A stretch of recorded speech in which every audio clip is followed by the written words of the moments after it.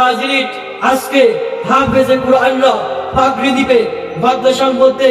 আজকে ওই সমস্ত পিতামাতা কত ভাগ্যবান যার মাথায় আজকে পাগড়ি পড়বে, আর ওই সন্তান তার পিতামাতার জন্য দোয়া করবে, রব্বিরহামহুমা কামা রাব্বায়ানি সগীরা।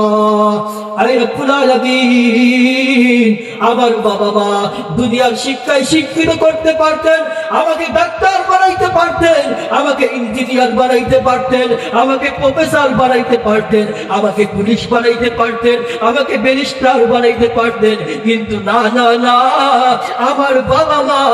আমার বাবা মা দুনিয়া চায় না, দুনিয়া চায় না। আমার বাবা মা চায় আখিরাত।